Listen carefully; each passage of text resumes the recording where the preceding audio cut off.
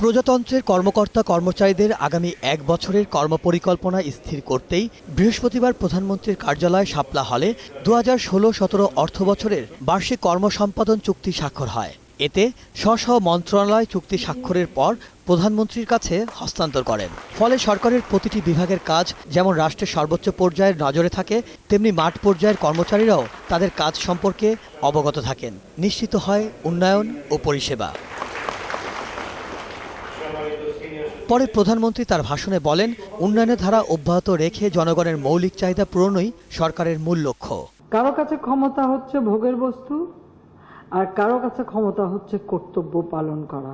আমরা মাত্র 5 বছরের জন্য নির্বাচিত হই, কাজে এই 5 বছরে জনগণকে কতটা সেবা দিতে পারবো, জনগণের কল্যাণে কতটুকু কাজ করতে পারবো, এটাই আমাদের সুনির্দিষ্ট লক্ষ্য। নানা ষড়যন্ত্রে উন্নয়ন বাধাগ্রস্ত হয়েছে বলেও মন্তব্য করেন শেখ হাসিনা।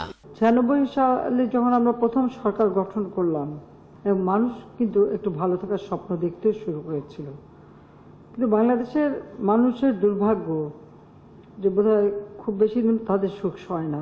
আবার আমরা 2001-এ ক্ষমতা আসতে পারিনি। পরবর্তীতে যারা ক্ষমতা আসছে সে সময় মানে সন্ত্রাস, জঙ্গিবাদ, দুর্নীতি এগুলিই ছিল যেন সরকারের একমাত্র কার্যক্রম।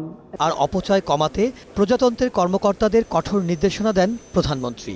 আমরা কিন্তু বর্তমানে আমাদের বার্ষিক উন্নয়ন যে প্রকল্প বাস্তবায়ন করে যাচ্ছি তার প্রায় 90% আমরা এখন নিজস্ব অর্থায়নে করতে পারি। সেই সক্ষমতা আমরা অর্জন করেছি। আমাদের এই কষ্টার্জিত অর্থ এটা যেন কোনো মতে অপব্যবহার না হয়। স্বল্প মেয়াদী পরিকল্পনা বাস্তবায়নের পাশাপাশি দীর্ঘমেয়াদী পরিকল্পনা গ্রহণ ও বাস্তবায়নের তাগিদ দেন প্রধানমন্ত্রী শেখ হাসিনা। উন্নয়নের কাজ আরো গতিশীলতা পাবে। মিরাজ মিজু, 21 টেলিভিশন, ঢাকা।